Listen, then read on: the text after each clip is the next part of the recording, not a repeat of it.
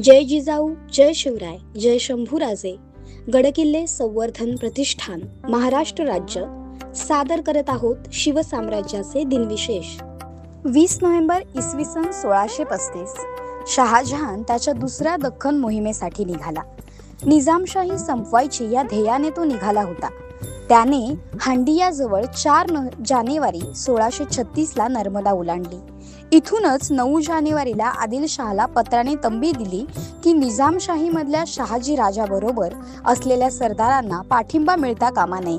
वर हे सुद्धा लिहिले की त्याने देय असलेली वार्षिक खंडणी 10 मार्च 1636 पर्यंत दौलताबादला पाठवावी.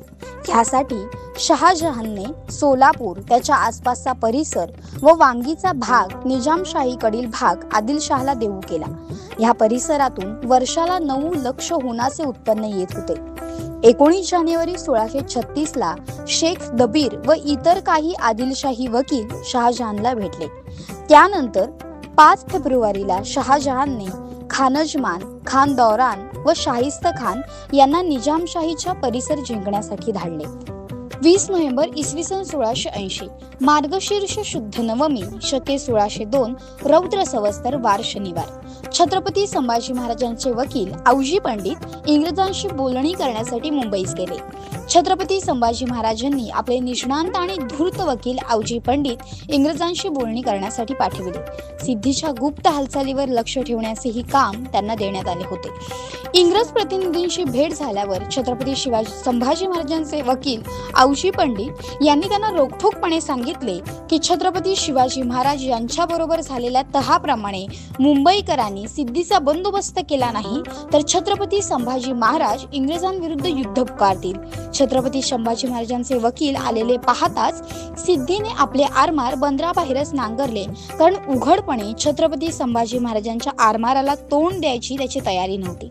मात्र सिद्धीचा कायमचा बंदोबस्त झाला नाही तर त्याच्या अमानुष लूटमारीला तोंड देण्यासाठी किनाऱ्यावर 10,000 फौजीचा खडा पहारा नुसता अडकवून ठेवावा लागला.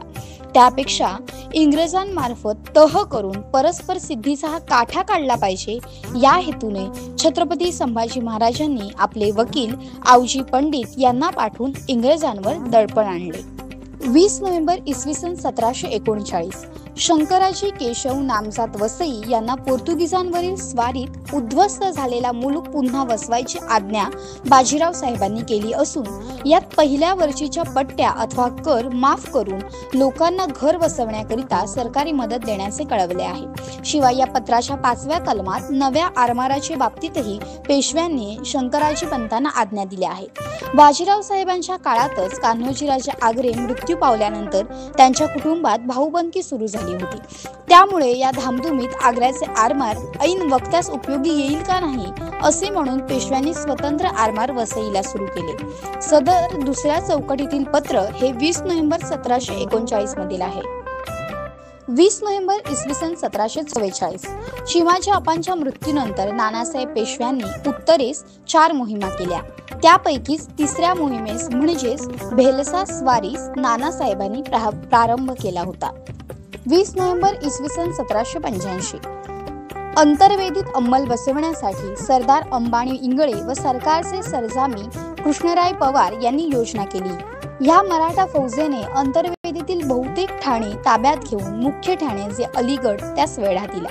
हा वेढा जवळजवळ 8-9 महिने चालला. शेवटी मराठ्यांनी दिनांक 20 नोव्हेंबर 1785 रोजी अलीगड जिंकले व अंतर्वेदीत अंमल बसविला. 20 नोव्हेंबर इसवी सन 1803 गाविलगडाची मालकी भोसल्यांकडे आल्यानंतर या अत्यंत महत्वाच्या आणि भक्कम किल्ल्यासाठी योग्य अशा सरदाराची आवश्यकता भोसल्यांना जाणवू लागली. अशातच बंगालवरील एका लढाईत इंग्रज आणि नवाबाशी झालेल्या युद्धात झामसिंग नावाच्या शूर आणि इमानदार राजपूत सरदारांशी भोसल्यांची गाठ पडली. बंगालची लढाई भोसल्यांनी जिंकली आणि त्याचबरोबर झामसिंगचे मनही वळवले. पराभवाने अपमानित झालेला झामसिंग भोसल्यांच्या मोठेपणाने मार्दवाने विरघळला. भोसल्यांच्या दरबारी त्याने सरदारी स्वीकारली आणि गाविलगडाची किल्लेदारी त्यानंतर राजपूत सरदाराकडे आली. गाविलगडाचा पाडाव होईपर्यंत गाविलगडाची किल्लेदारी झामसिंगच्या वंशजांकडे कायम होती. झामसिंग नंतर त्याचा पुतण्या प्रमोद सिंगचा मुलगा दर्याव सिंग आणि त्याचा मुलगा सरदार बेणी सिंग ही नररत्ने गाविल गडाच्या उज्ज्वल परंपरेची व चिवट झुंजीची खरी साक्ष होती.